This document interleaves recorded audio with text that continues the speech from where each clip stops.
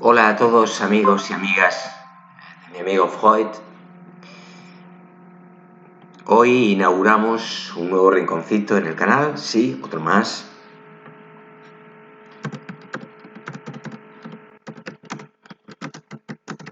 El que dedicaremos a la psicología de la atención.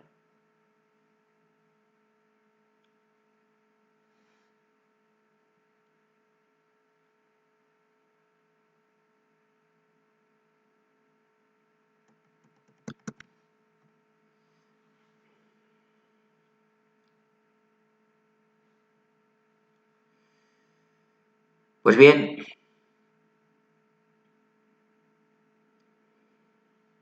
en la mayor parte de los planes de estudios de las facultades de psicología de nuestro país, la psicología de la atención es una asignatura semestral que suele impartirse en el primer o segundo curso del grado en psicología. Por primera vez el estudiante se va a enfrentar al análisis científico de los mecanismos cognitivos básicos, específicamente al estudio del control ejecutivo del procesamiento de la información.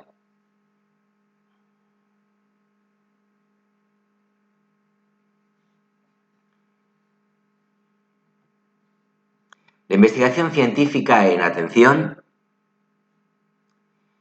es una de las áreas de la psicología y la neurociencia cognitiva actual que mayor desarrollo ha experimentado en los últimos años.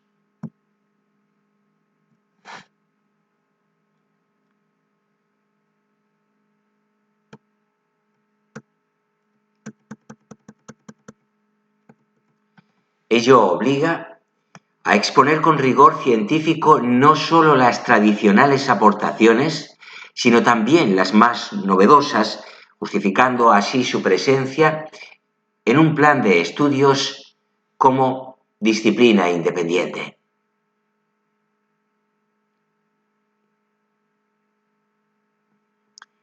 La atención ejerce influencia sobre la actividad perceptiva, cognitiva y motora de las personas, asegurando una realización eficaz de las diversas tareas a las que nos enfrentamos en la vida diaria. En la disciplina se estudia la evolución histórica del concepto y cómo la atención participa de los supuestos del procesamiento de la información.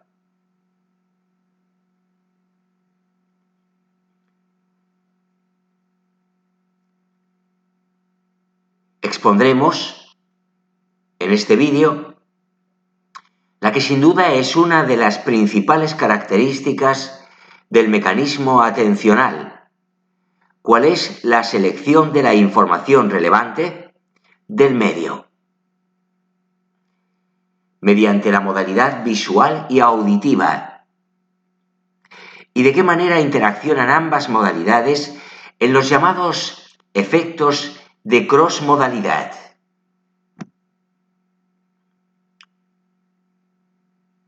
Exploraremos también cómo la inhibición forma parte de la misma naturaleza de la atención, al garantizar la supresión de la información distractora o irrelevante para la tarea en curso. Asimismo, discutiremos acerca de nuestra capacidad de dividir la atención con objeto de afrontar simultáneamente múltiples fuentes de información.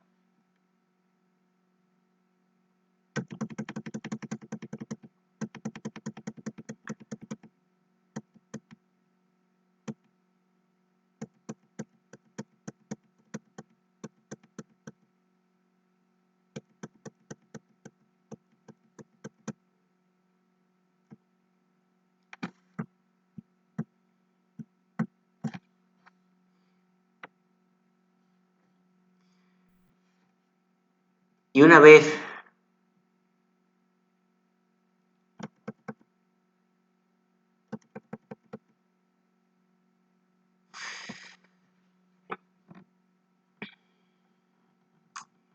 que hemos introducido estas aclaraciones pertinentes al efecto de que los espectadores del canal conozcáis qué contenidos vais a encontrar en esta serie de vídeos de psicología de la atención que tendrán cabida, como os anuncio en el canal.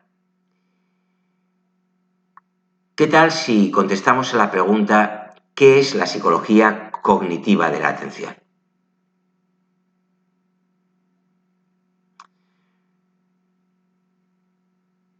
Desde la psicología cognitiva de la atención, el concepto que abordamos, los intentos más notables de explicar este fenómeno son relativamente recientes porque fue necesario que previamente apareciera el énfasis en el análisis de la atención para la acción como alternativa a la concepción de la atención como selección estimular.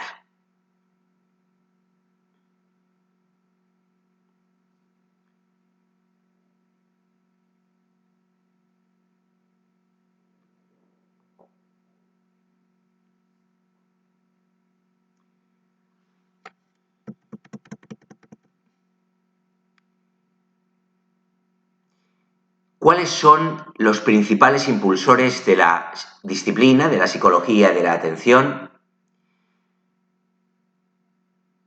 Broadbent, uno de los grandes impulsores de la nueva psicología de la atención, fue también uno de los principales reintroductores de la consciencia en la psicología científica, simplemente porque identificó atención con consciencia.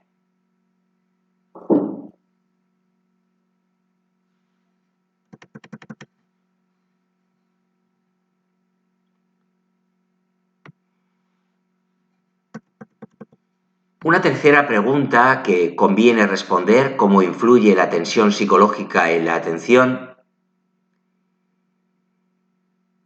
Y es que una vez que la tensión psicológica va introduciendo más orden y va logrando diferenciar los fenómenos, la atención ya no se puede separar del afecto que la anima, o sea que se verá estimulada estrictamente por la motivación y el interés.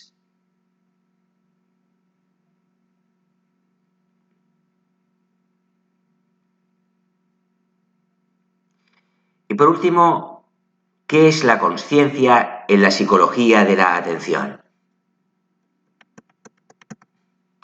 Desde contextos algo diferentes al de Broadbent y los investigadores netos de la psicología de la atención,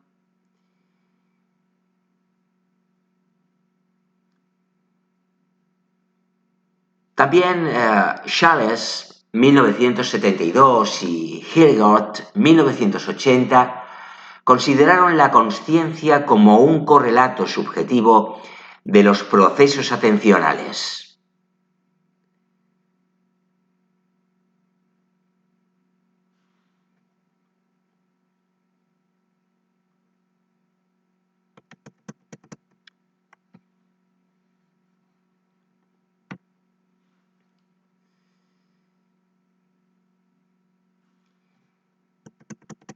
Y ya en este marco que está algo mejor definido, vamos a exponer estrategias y recursos atencionales en lo que sigue.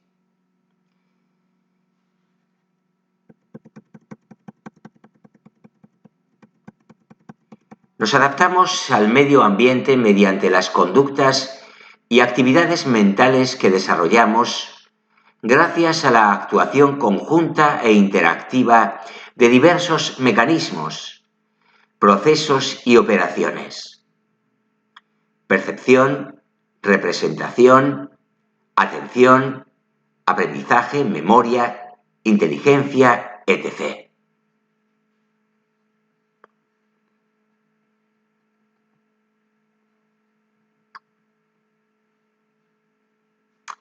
Cada uno de estos procesos desarrolla un papel concreto, pero ¿cuál es el papel de la atención?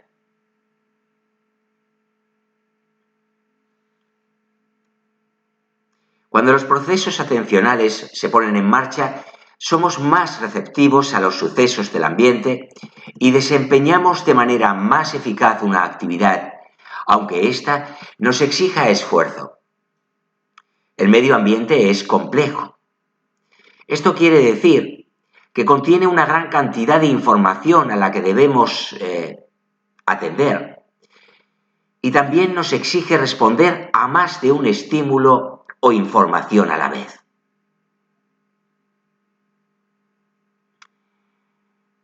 Mientras la televisión está funcionando, mantenemos una conversación o nos ponemos a estudiar. Bueno, quizá el ejemplo no sea el mejor, pero es verdad que hay gente que divide la atención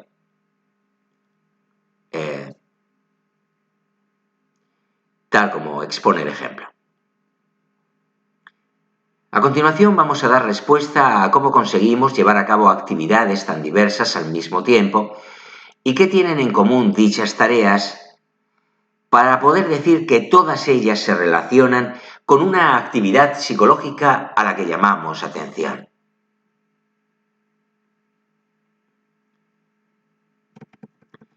Pues pasemos a la definición y el concepto. En términos generales, la atención es un mecanismo que pone en marcha una serie de procesos u operaciones gracias a los cuales somos más receptivos a los sucesos del ambiente y llevamos a cabo una gran cantidad de tareas de forma más eficaz.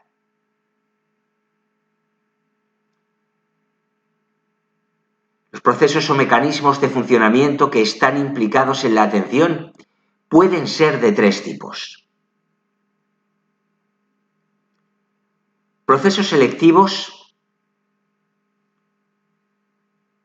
se activan cuando el ambiente nos exige dar respuesta a un solo estímulo o tarea en presencia de otros estímulos o tareas diversos.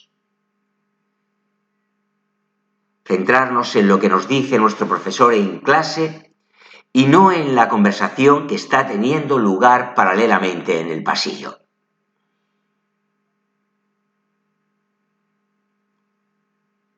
Procesos de distribución que se ponen en marcha cuando el ambiente nos exige atender a varias cosas a la vez y no centrarnos en un único aspecto del ambiente.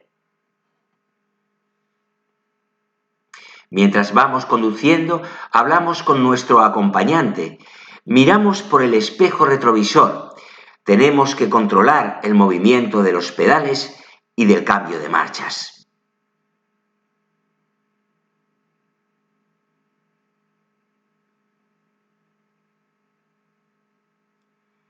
Procesos de mantenimiento o sostenimiento de la atención.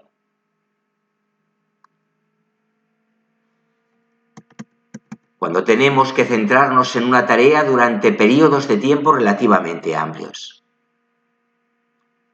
Un ejemplo muy típico en el que el sujeto ha de estar atento durante mucho tiempo es la actividad desarrollada por un controlador aéreo.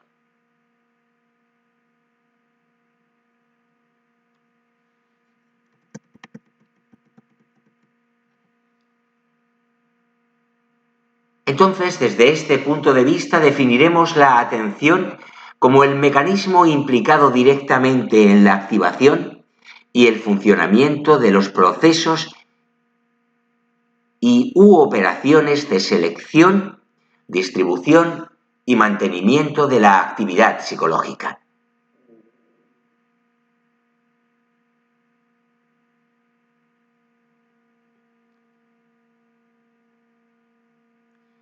Para que estos mecanismos atencionales se pongan en marcha, se desarrollen adecuadamente y estén sometidos al control del sujeto, es necesario que utilicemos determinados pasos y o procedimientos que reciben el nombre de estrategias atencionales.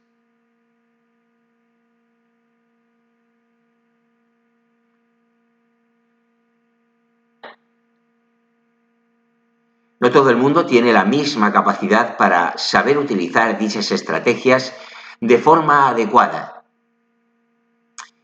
existen diferencias individuales en nuestra capacidad para atender. Las estrategias atencionales son aprendidas, no innatas. Así pues, se pueden modificar y mejorar con la práctica y también posiblemente podemos desarrollar estrategias encaminadas a mejorar el funcionamiento de los distintos mecanismos de atención, su mediatización y el control de estos.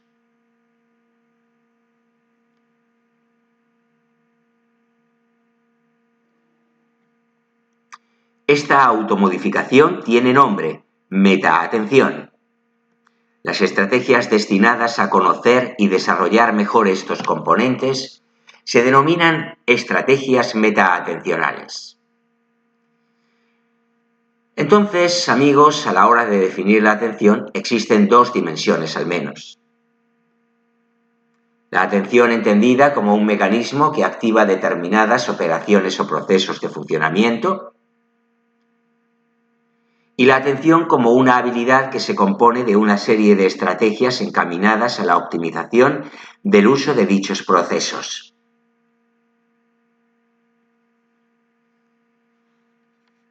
Pasemos ahora a abordar el lugar de la atención en el sistema cognitivo y su relación con otros procesos cognitivos.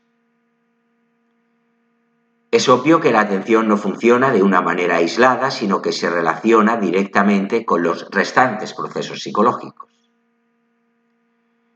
Los más estudiados han sido la percepción, la memoria, la inteligencia, la motivación y la emoción. La relación que se ha establecido entre atención y cada uno de ellos ha sido muy variable.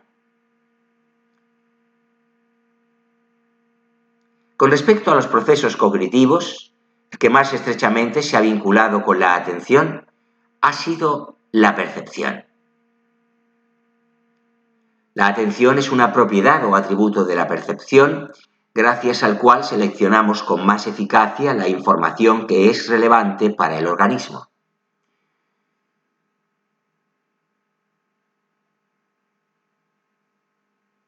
Dos efectos principales que produce la propiedad selectiva de la atención son: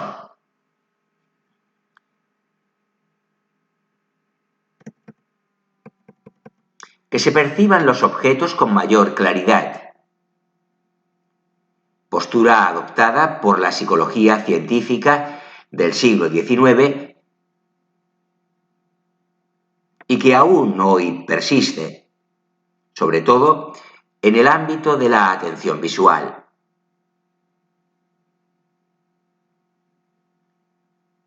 Que la experiencia perceptiva no se presente de forma desorganizada, sino que al excluir y seleccionar datos, estos se organicen en términos de fondo y figura.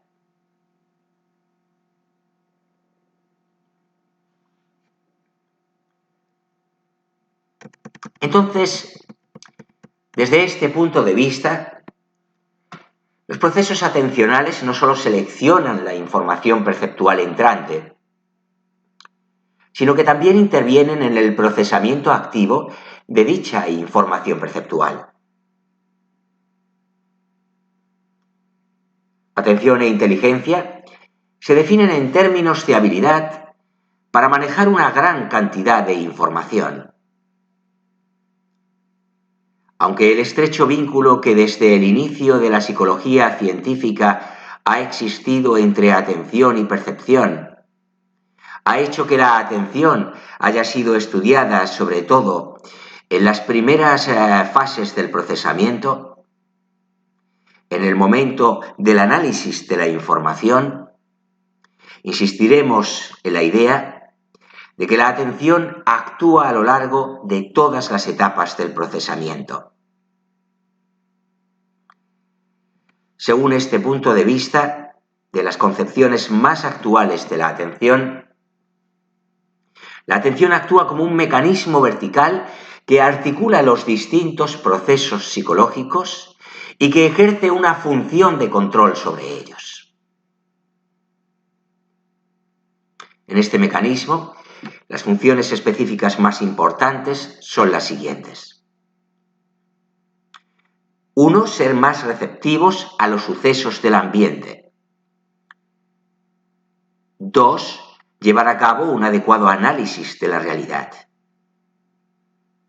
3. Facilitar la activación y el funcionamiento de otros procesos psicológicos. Y 4. Ejecutar eficazmente las tareas, sobre todo aquellas que exigen esfuerzo.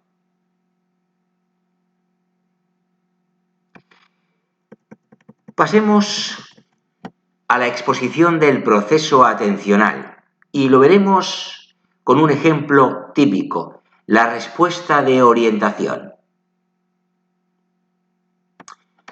Desde que los mecanismos atencionales se ponen en marcha, la actividad atencional pasa por 3 momentos: inicio, mantenimiento y cese.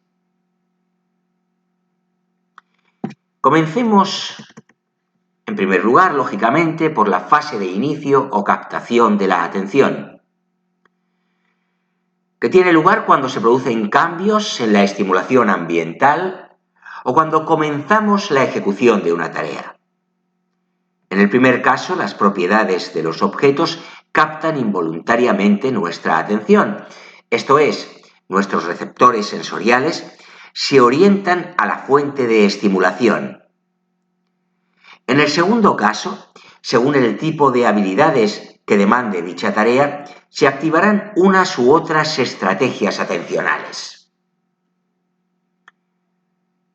Cabe destacar que el concepto de orientación ha sido considerado como una de las propiedades más importantes de la atención, ya que el estudio de esta primera fase, inicio o captación de la atención, ha sido una de las áreas que mayor interés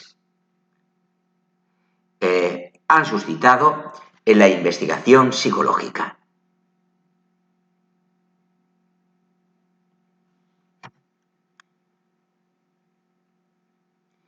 En segundo lugar, la fase de mantenimiento de la atención comienza cuando han transcurrido 4 o 5 segundos desde que se inicia la fase de captación. La duración de este periodo de tiempo es variable. Hablamos de atención sostenida cuando el periodo de tiempo es considerablemente amplio. En tercer lugar, la fase de cese de la atención tiene lugar cuando desaparece la atención que prestamos a un objeto o cuando dejamos de concentrarnos en la tarea que estábamos desempeñando. A nivel perceptivo, el cese de la atención tiene lugar cuando los objetos se presentan en el ambiente de manera repetida. Así, la sensibilidad neural disminuye y mostramos una falta de interés para seguir prestando la atención al objeto. A nivel de respuesta, si hemos mantenido la atención durante mucho tiempo, sentimos típicamente cansancio y fatiga. Y si la tarea también era monótona, añadiremos la sensación de aburrimiento.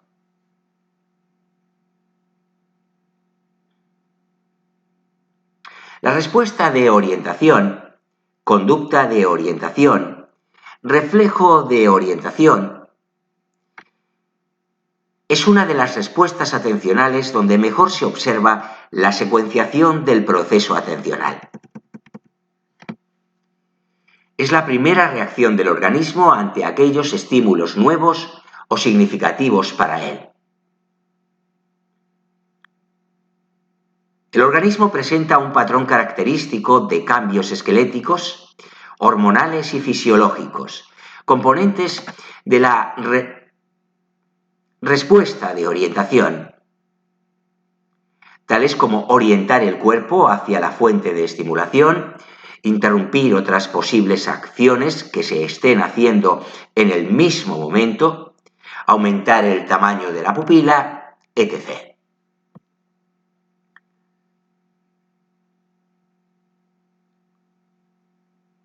La respuesta o reflejo de orientación es inespecífica, independiente siempre la misma. Respecto al tipo de fuente estimular que la provoca, pero la magnitud, medida a través de la latencia y la duración de los componentes de la RO, respuesta de orientación, puede variar de un caso a otro.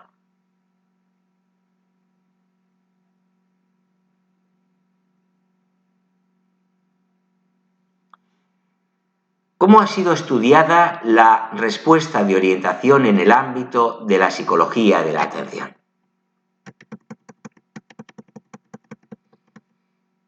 La mayoría de los modelos atencionales que la han estudiado destacan su carácter exploratorio, selectivo y no pasivo.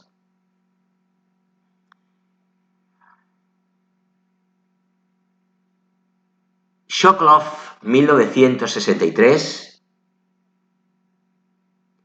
afirma que su función básica es la de aumentar la sensibilidad de los receptores sensoriales. Así el organismo es más receptivo a los cambios ambientales detectados y se concentra en aquellos más relevantes. Waters y Wright, en 1979, elaboraron un modelo según el cual la respuesta de orientación tiene dos componentes. El primero facilita la entrada y procesamiento del organismo o por parte del organismo de la información sensorial. El segundo regula la inhibición de respuestas cuando la estimulación que aparece es irrelevante. Estos fueron los primeros modelos atencionales que estudiaron el reflejo de orientación.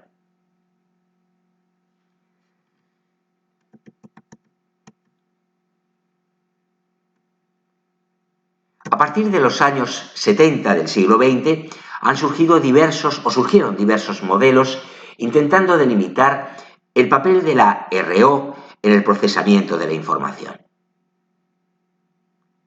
Por ejemplo, las teorías de recursos atencionales,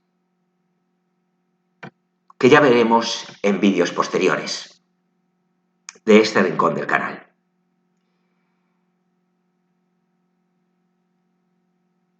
Una característica importante de la respuesta de orientación es el patrón conductual que presenta.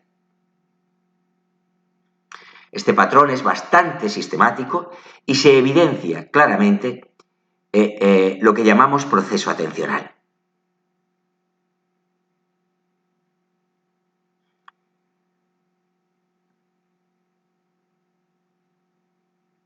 Y bien, ¿cómo describiríamos el proceso de inicio, mantenimiento y cese de la respuesta de orientación?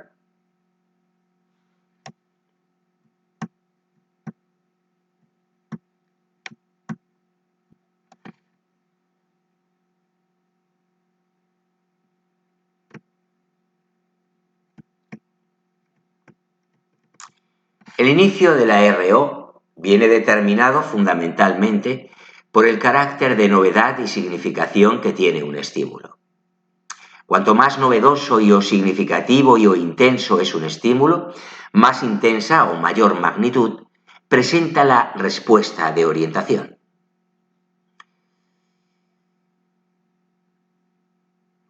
Aunque también, si un estímulo novedoso se presenta repetidas veces,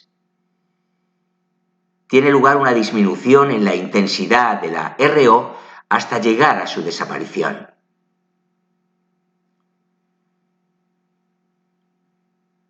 Si nos acordamos de psicología del aprendizaje, para los que la hayan estudiado en profundidad, estudiantes del grado, por ejemplo, o de posgrado, esto se llama habituación.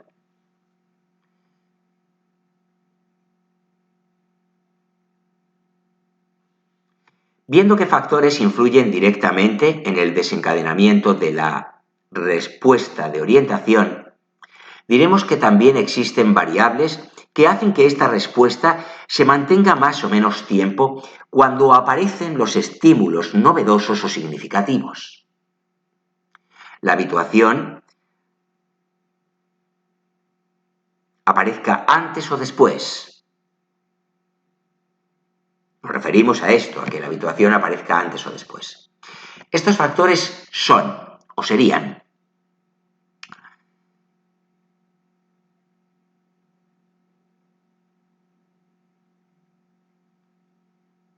la intensidad del estímulo, la frecuencia de aparición del estímulo y el ritmo de aparición del estímulo.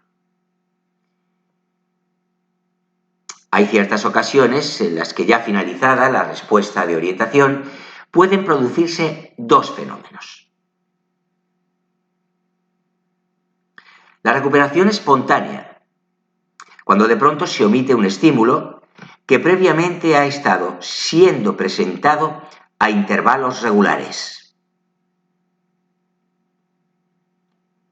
La deshabituación, cuando aparece la respuesta de orientación como consecuencia de la presentación de otro estímulo mucho más intenso que el primero generalmente.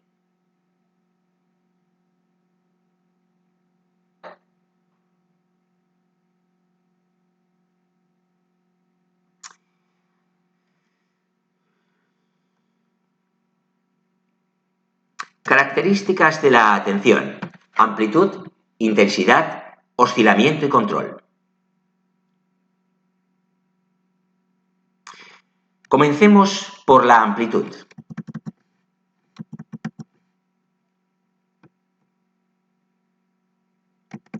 La amplitud o ámbito de la atención hace referencia a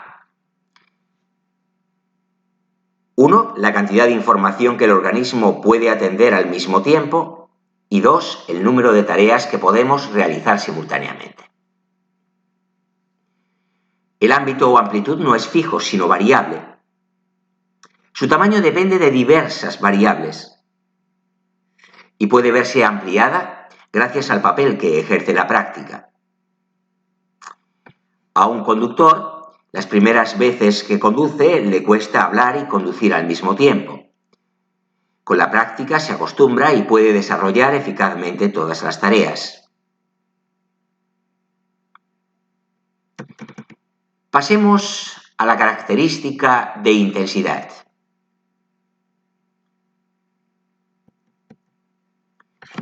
La intensidad o tono atencional es la cantidad de atención que prestamos a un objeto o tarea y está caracterizada por permanecer unida al estado de vigilia y alerta de un individuo. Cuanto menos despiertos estemos, menor es nuestro tono atencional y viceversa.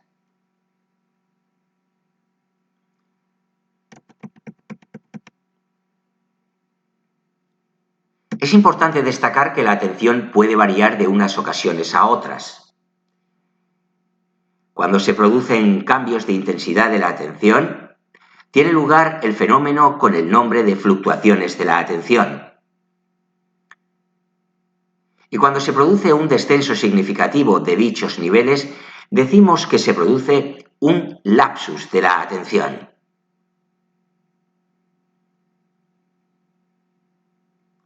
Cuando los cambios de intensidad de la atención son cortos y transitorios, reciben el nombre de cambios fásicos. Cuando son largos y relativamente permanentes, se llaman cambios tónicos.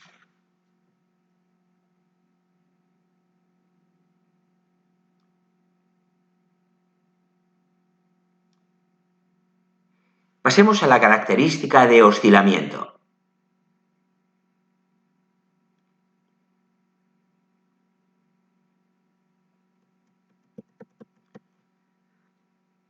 El oscilamiento o desplazamiento, en inglés shifting, de la atención es un tipo de flexibilidad que se manifiesta en situaciones diversas,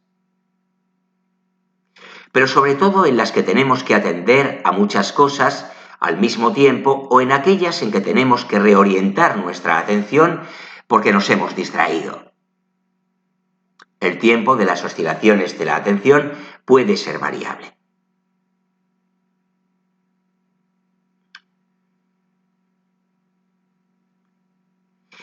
Y por último, la propiedad de control. Cuando la atención se pone en marcha y despliega sus mecanismos de funcionamiento de una manera eficiente, en función de las demandas del ambiente, hablamos de control atencional o atención controlada. A diferencia de la atención libre o atención no controlada, el control atencional exige en la mayoría de los casos un cierto esfuerzo por parte del sujeto para mantenerla.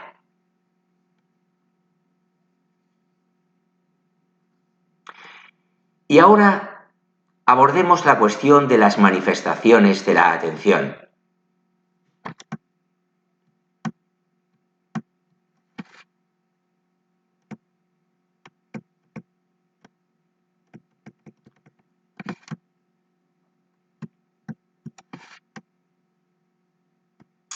La atención posee una serie de manifestaciones que nos permiten hacer inferencias sobre los mecanismos de funcionamiento de la atención. Las manifestaciones más importantes son la propia actividad generada por el sistema nervioso, actividades internas, fisiológicas o externas, motoras, el rendimiento que el sujeto muestra en una serie de tareas en las que se supone que están implicados de forma importante los mecanismos atencionales. Actividades implicadas, actividades cognitivas.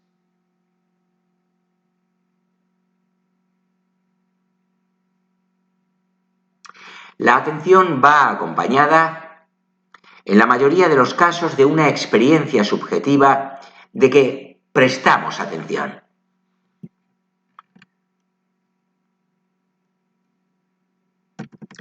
Ahora,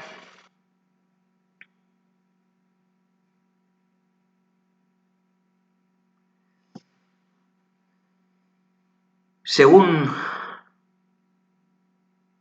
algunos autores del ámbito académico, se nos explica más detenidamente las actividades que hemos nombrado antes,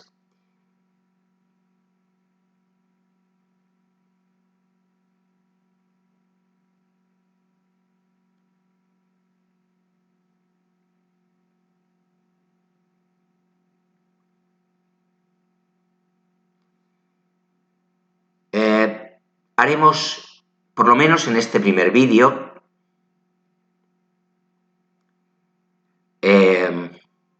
obviaremos en un primer momento, como decimos, el punto que se refiere a la actividad fisiológica y el referido a la actividad motora.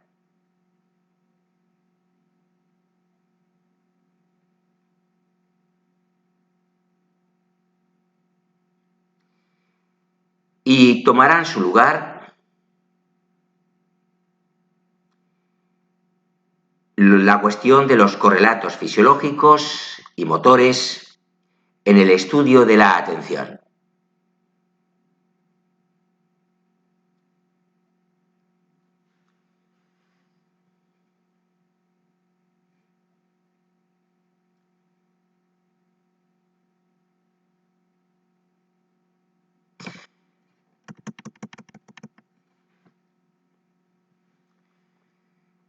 Hecha esta puntualización,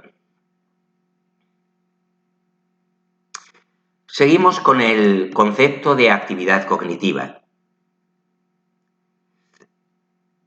Una actividad cognitiva es aquella que el sujeto desarrolla ante determinadas situaciones problema en las que hay implicados ciertos procesos y o mecanismos psicológicos.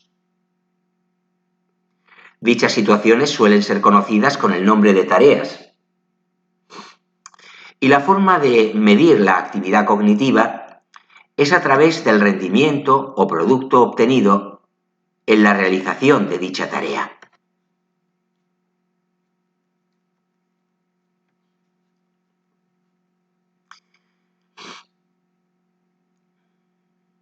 En la investigación básica, las actividades cognitivas consisten en tareas de laboratorio que el sujeto lleva a cabo bajo ciertas instrucciones que se le dan. Algunas de las tareas más utilizadas serían: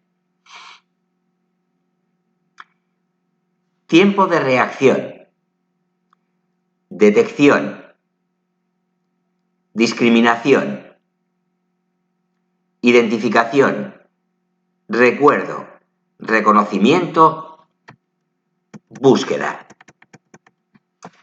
De Vega, en 1984, señala que la imagen prototipo de cualquier investigación cognitiva es la de un sujeto experimental que espera atentamente la aparición de un estímulo y responde apretando un botón o una palanca lo más rápidamente posible. En la psicología de la atención, dos de los aparatos más utilizados son el taquistoscopio y el ordenador.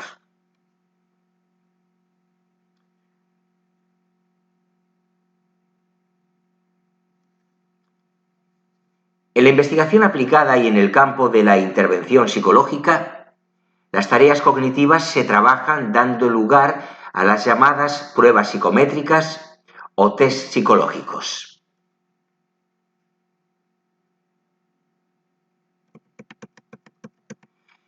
Hablemos de la experiencia subjetiva.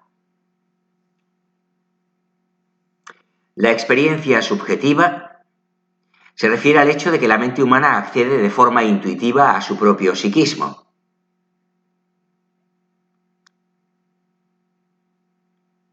Esta experiencia subjetiva se analiza mediante el procedimiento con el nombre que llamamos introspección. A nivel perceptivo destacaremos el concepto de claridad de conciencia. Los estímulos a los que se atiende son procesados de forma más clara, precisa, definida y nítida que los que no son atendidos.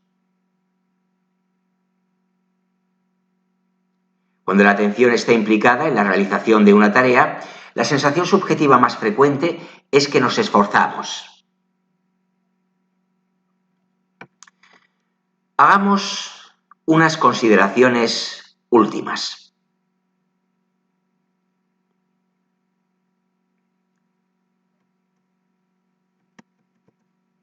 Es importante señalar que las inferencias que en ocasiones se pueden hacer son relativas porque procesos de atención y manifestaciones de la atención no son siempre sinónimos. En cuanto a los factores determinantes de la atención, estos factores son todas las variables o situaciones que influyen directamente sobre el funcionamiento de los mecanismos atencionales. Tradicionalmente diferenciamos los factores determinantes externos relativos a las características de los estímulos y los factores determinantes internos, conjunto de factores que se relacionan directamente con el estado de nuestro organismo. Estos factores suelen actuar conjuntamente. Características físicas de los objetos en primer lugar. Las dimensiones físicas de los objetos que mejor captan y mantienen nuestra atención son el tamaño. Los objetos más grandes nos atraen más. La posición, la mitad superior izquierda que vemos, nos atrae más.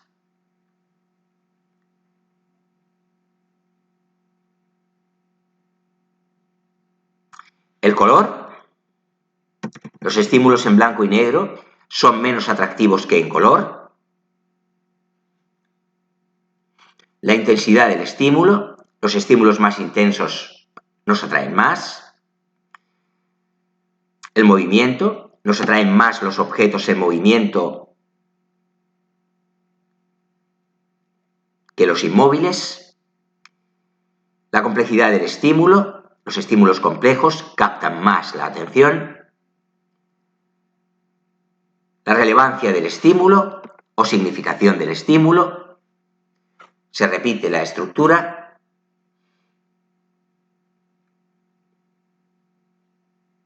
la novedad del estímulo, exactamente lo mismo, a más novedad, más captación de la atención.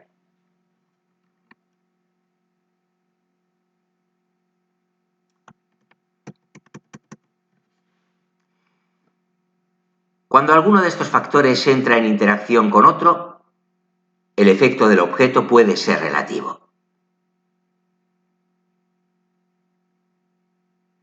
El efecto, efectivamente, de un anuncio en blanco y negro pierde si todos los anuncios son en color. E incluso puede que un anuncio en blanco y negro pueda resaltar como una novedad.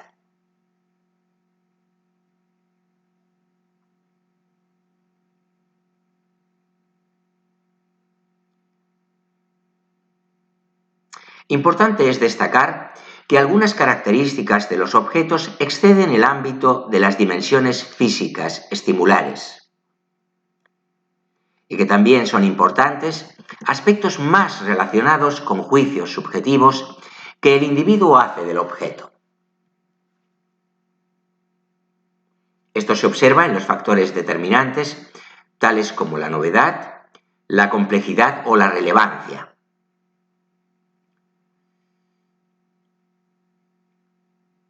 Los estímulos complejos captan más la atención, pero los objetos excesivamente complejos no captan tanto la atención como los objetos con complejidad media. Los estímulos novedosos captan más la atención que los familiares, pero todo depende de la interacción entre el estímulo y el perceptor.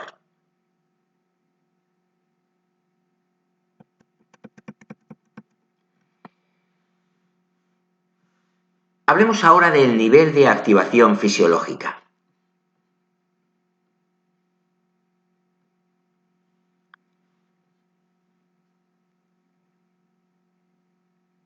El factor determinante más importante a nivel fisiológico es el nivel de activación o arousal.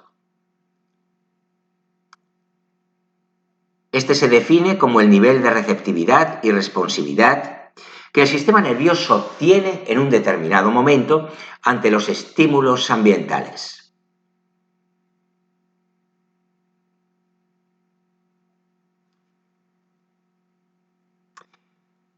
El arousal se ha relacionado con diversos procesos psicológicos, pero de manera muy especial con los procesos atencionales y emocionales.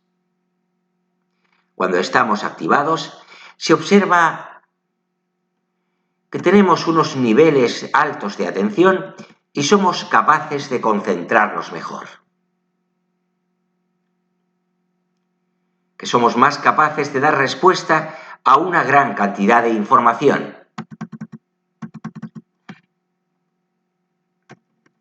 Que mantenemos mejor la atención durante periodos de tiempo relativamente amplios. La relación entre el nivel de activación y atención selectiva fue establecida por Eastbrook, quien afirmó que el arousal produce una concentración intensa sobre unos pocos estímulos relevantes para la tarea.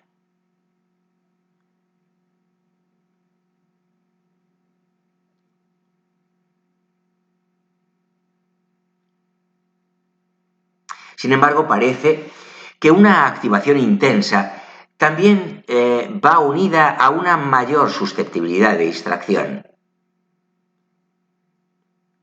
Por otra parte, en situación de estrés y arousal, que se requiere o en que se requiere atender a índices ambientales muy variados, se produce un deterioro de la conducta. En este caso es preciso que se disponga de un repertorio de rutinas automatizadas que se ejecuten eficazmente sin consumir atención.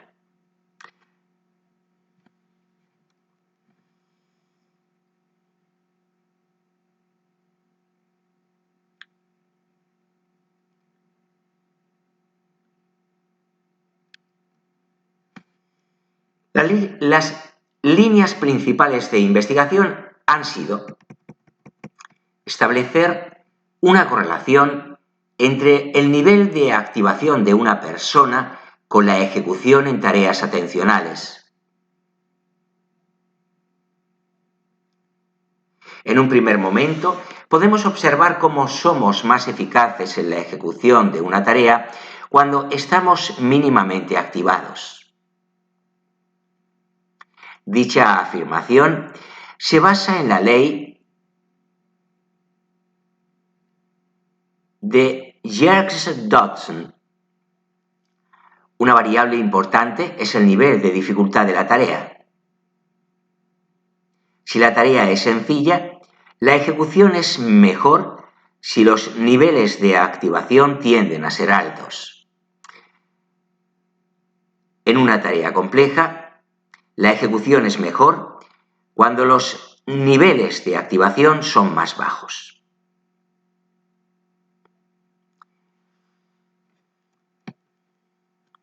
El nivel de activación del sistema nervioso presenta variabilidad durante el día. Es lógico plantearse que las tareas atencionales puedan verse alteradas en función de esa variabilidad. Se suele hacer una diferenciación entre tareas que requieren un proceso de información, llamadas tareas de ejecución perceptomotora,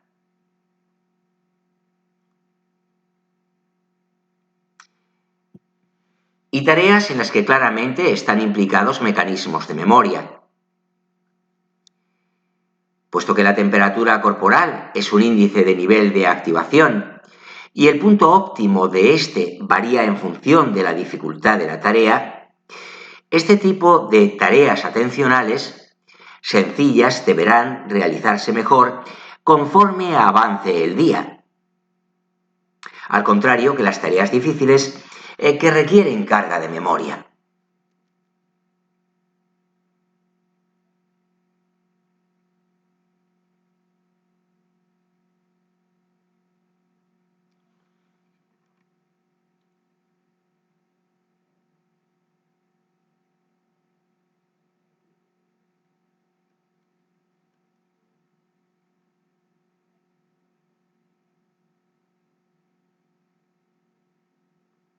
Se ha observado que cuando se usan agentes estresores externos aumenta el grado de activación y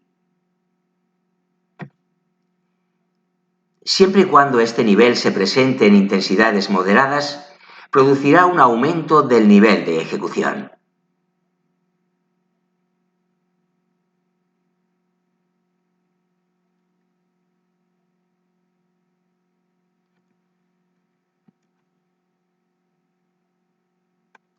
En cuanto a los intereses y expectativas, debemos mencionar que los aspectos motivacionales son los que han desempeñado un papel más importante en la atención voluntaria. Estos se han estudiado a través de dos dimensiones.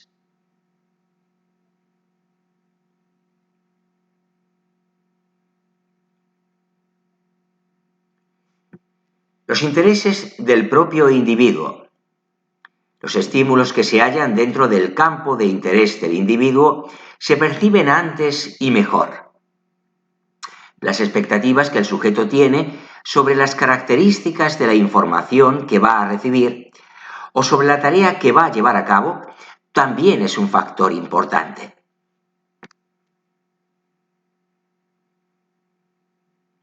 Este fenómeno se conoce como set mental y más específicamente como set atencional.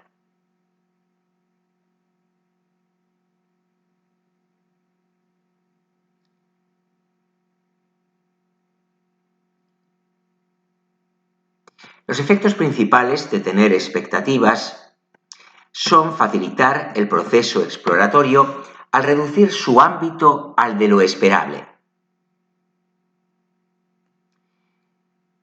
Reducir las alternativas de interpretación y sostener la actividad atencional cuando dichas expectativas no son confirmadas.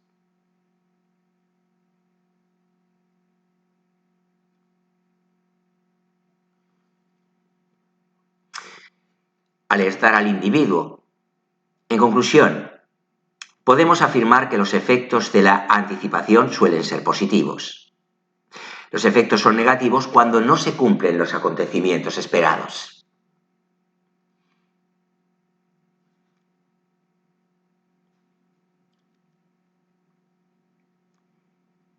En cuanto a los estados transitorios, son situaciones que tienen lugar en un momento de la vida del individuo e influyen en su actividad mental y conductual. En el caso de los problemas de la atención, los más importantes son la fatiga, estado psicofísico que provoca una disminución en la capacidad energética del individuo. Cuanto más fatigados estamos, más nos cuesta concentrarnos en una tarea.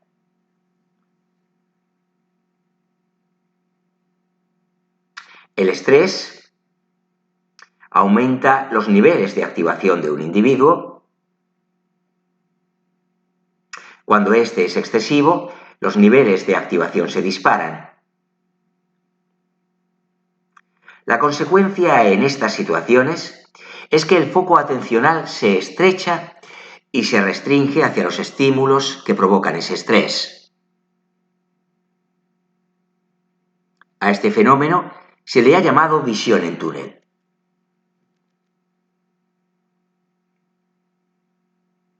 Las drogas y psicofármacos, los medicamentos que más afectan a los niveles de atención son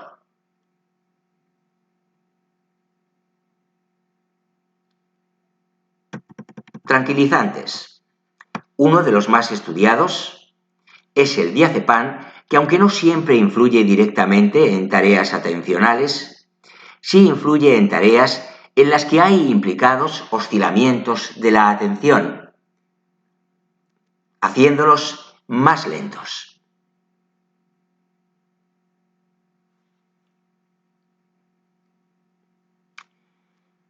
Estimulantes. Ayudan a aumentar el nivel de arousal de un individuo, por lo que influye en el tono atencional de éste.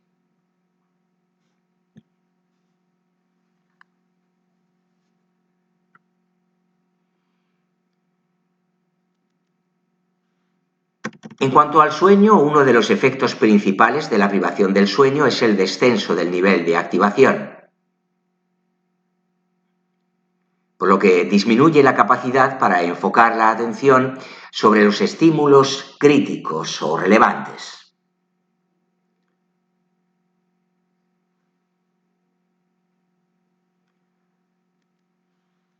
En cuanto a los tipos de atención, distinguiremos según el criterio de clasificación. Cuando el criterio son los mecanismos implicados, hablamos de atención selectiva o dividida y sostenida.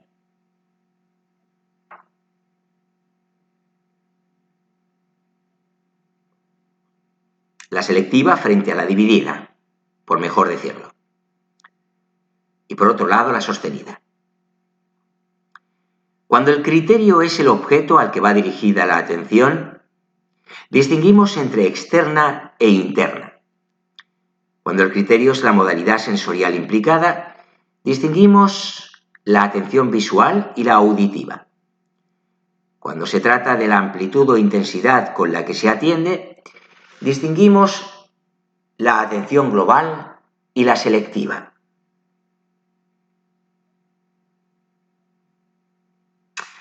Cuando el criterio es la amplitud y control que se ejerce, la atención concentrada y dispersa. Cuando son las manifestaciones de los procesos atencionales, la abierta y la encubierta. Cuando el criterio es el grado de control voluntario, la voluntaria o involuntaria, y por último, cuando el criterio es el grado de procesamiento de la información no atendida, la atención consciente e inconsciente.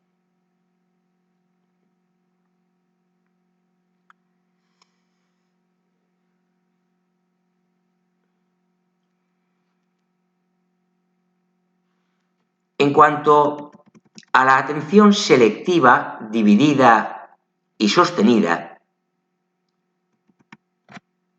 diremos aquí que, como acabamos de afirmar, hay tres tipos de atención.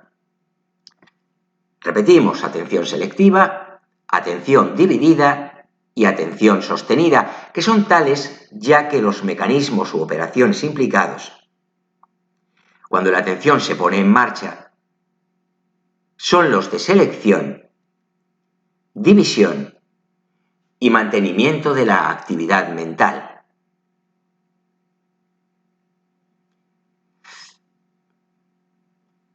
Esta clasificación de la atención se ha mantenido durante muchos años, es la más extendida y cada vez son más los autores que entienden que la atención selectiva focalizada y la atención dividida son dos formas de estudiar los procesos selectivos de la atención,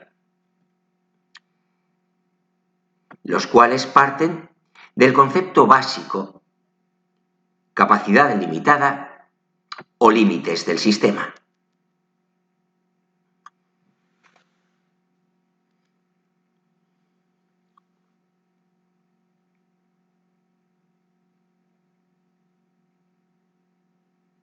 El esquema sería este. La información del medio ambiente es numerosa y bastante compleja. El organismo posee la capacidad de procesar dicha información, pero esta capacidad es limitada. Cuando se produce una sobrecarga estimular, las demandas ambientales pueden ser de dos tipos. Uno, responder tan solo a una parte de la información. Dos, responder simultáneamente a todas las demandas del ambiente.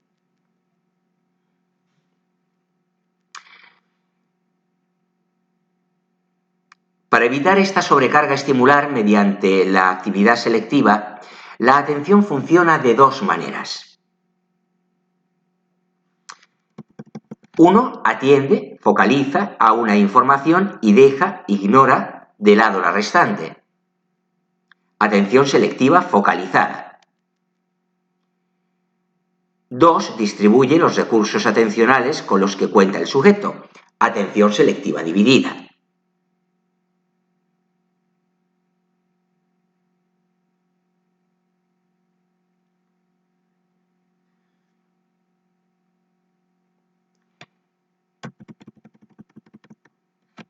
Confrontemos ahora los conceptos de atención interna versus externa.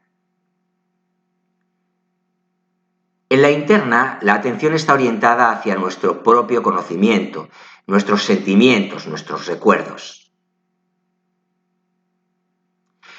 En la atención externa, la atención está orientada hacia los objetos y sucesos ambientales.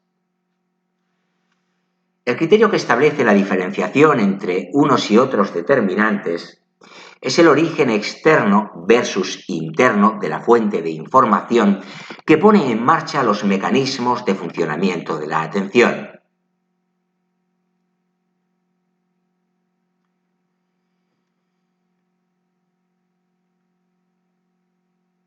Atención visual versus auditiva.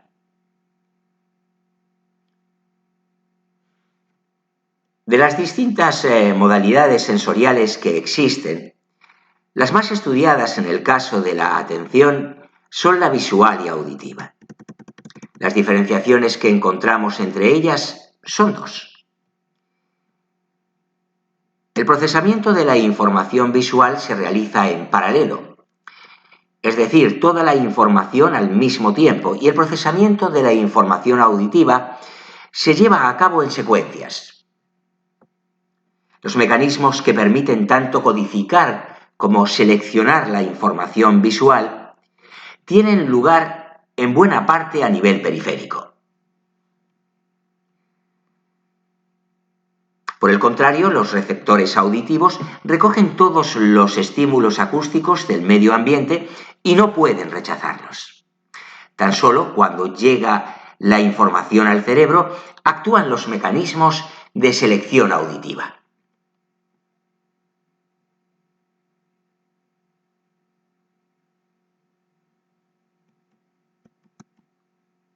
Esta última diferencia es la que más nos interesará.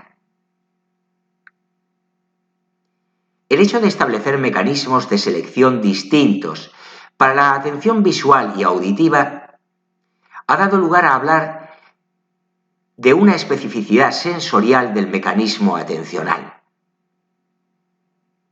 Lo veremos más adelante.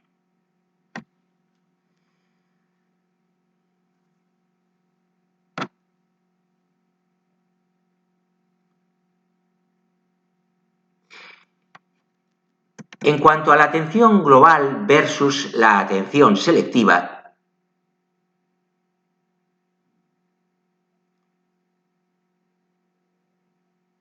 la atención global tiene como finalidad llevar a cabo una estructura organizada de las partes o elementos que componen una información o una tarea. Busca la amplitud.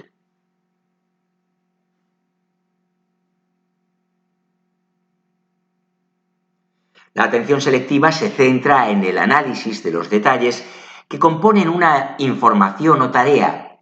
Busca la intensidad.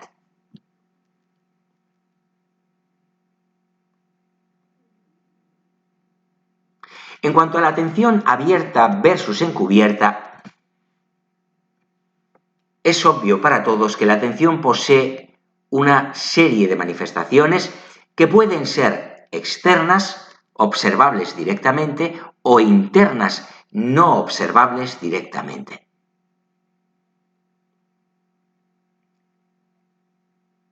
En cuanto a la atención voluntaria versus involuntaria, hablamos de la primera, atención voluntaria o secundaria, cuando dirigimos nuestra atención hacia nuestros objetivos e inhibimos respuestas inapropiadas.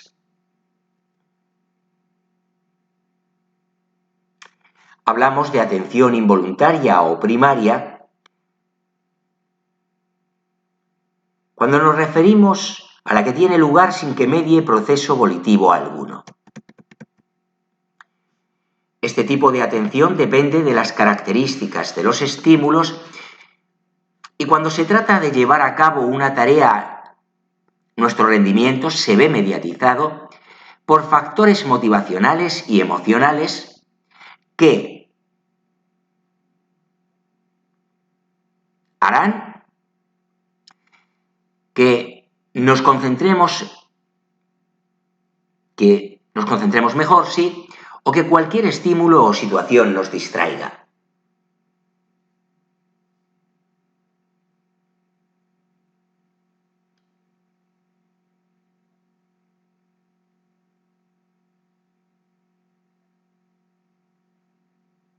Una de las respuestas que se ha considerado de naturaleza involuntaria es la respuesta o reflejo de orientación. Sin embargo, parece que ésta puede ser elicitada por procesos de pensamiento y no solo por estímulos externos. Por lo tanto, es muy difícil hablar de una atención totalmente involuntaria.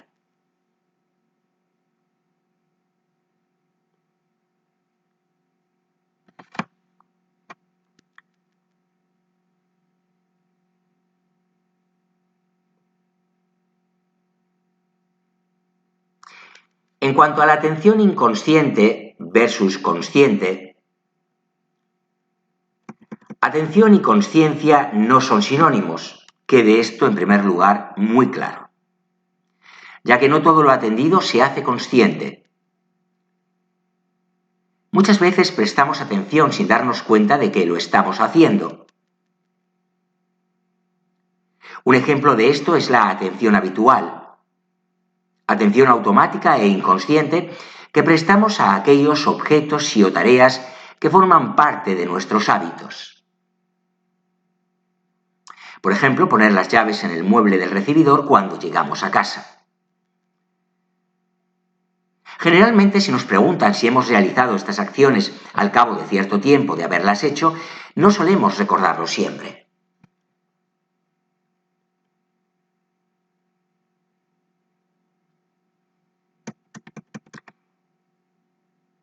Lo que sí podemos afirmar es que todo lo que es consciente ha sido atendido. Nos percatamos de las cosas porque las atendemos.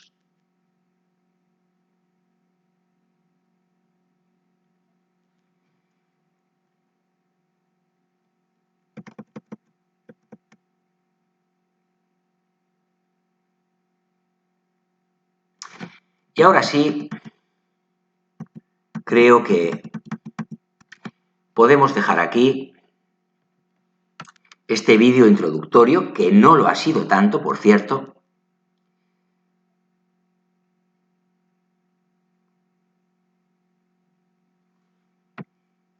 sobre esta rama de la psicología científica que podemos denominar, o que denominamos, que se denomina psicología de la atención. Os agradezco, como siempre, vuestra atención, vuestro apoyo y compromiso con el canal. Os animo a suscribiros si no lo habéis hecho todavía, a darle me gusta a los vídeos que sean de vuestro interés, de vuestro agrado, que consideréis útiles o valiosos desde algún punto de vista, cualquiera que sea este. Y ahora sí, me despido de vosotros. Os recuerdo nuevamente que he ampliado hasta el 15 de octubre el plazo de admisión de alumnos entre quinto de primaria y segundo de bachillerato para que reciban alumnos que recibirán clases de apoyo y refuerzo escolar, con el valor añadido de un programa de tutorización integral para la mejora del rendimiento académico, programa individualizado y personalizado, así como la atención especializada, específica, de dificultades de aprendizaje, tanto específicas como genéricas, y de igualmente atención específica, especializada, para los alumnos, alumnas que presenten altas capacidades o superdotación intelectual. Se atenderán los rasgos concomitantes de hipersensibilidad y sobreexcitabilidad, con especial atención a este último por los efectos indeseables que pueden tener en el grado de adaptación a los entornos en los que le toca, en los que vive, se desarrolla el sujeto, el estudiante, fundamentalmente los entornos familiar y escolar, académico. Y bueno, ahora sí, dejadme concretar o puntualizar. Cuando he dicho, como acabo de decir, que amplío el plazo de admisión de alumnos, repito, entre quinto de primaria y segundo de bachillerato, no importa la modalidad de bachillerato, todas las modalidades podrán ser atendidas por mi parte. Cuando he dicho esto, ampliación del plazo de admisión de alumnos hasta el 15 de octubre, quiero subrayar algo.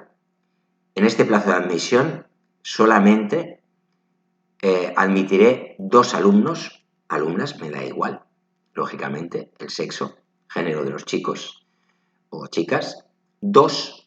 Serán 2 los alumnos o alumnas que admitan, no más. No más porque en el tiempo transcurrido, desde que abrí el proceso de admisión, pues ya han llegado a convertirse en alumnos a los que atenderé un total de 5 estudiantes y con 2 más serán 7 y veré sobrecargada mi agenda. Así que teniendo esto en cuenta, no olvidéis que si os interesan mis clases de refuerzo y apoyo, con estos valores añadidos que ofrezco, de los programas de tutorización y de la atención a dificultades de aprendizaje y altas capacidades o superdotación intelectual, pues poneos en contacto conmigo lo antes posible, porque si no, puede ser que incluso poniéndoos en contacto conmigo no sea posible, al menos en primera instancia, salvo una baja sobrevenida a lo largo del curso, incorporar a vuestro hijo o hija a estas clases que ofrezco, ¿no? Que estoy ofreciendo en este momento. Y bueno,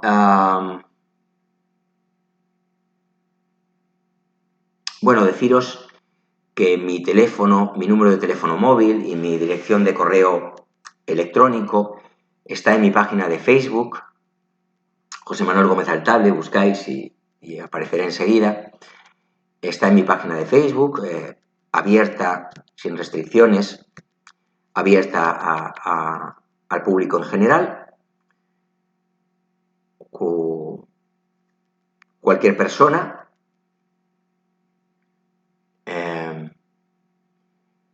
que entre a mi página de Facebook, se puede entrar desde dentro de Facebook y desde fuera, quiero decir, teniendo página de Facebook propia o sin tenerla. O sea, todos tecleáis en Google José Manuel Gómez Altable y aparecerá mi página de Facebook. Y ahí tenéis, como digo, sin restricciones, abierta a todo el mundo, la información referida a mi número de teléfono móvil y a mi dirección de correo electrónico. Ahora sí, os agradezco nuevamente vuestra atención, me despido de vosotros afectuosamente. Os recuerdo que nuestro amigo Freud, porque ya es nuestro amigo Freud, está siempre encantado de contar con vuestra atención, con vuestra compañía, con vuestro interés. Y nada más. Ahora sí pongo punto final al vídeo. Hasta muy pronto. Muchas gracias siempre por estar ahí.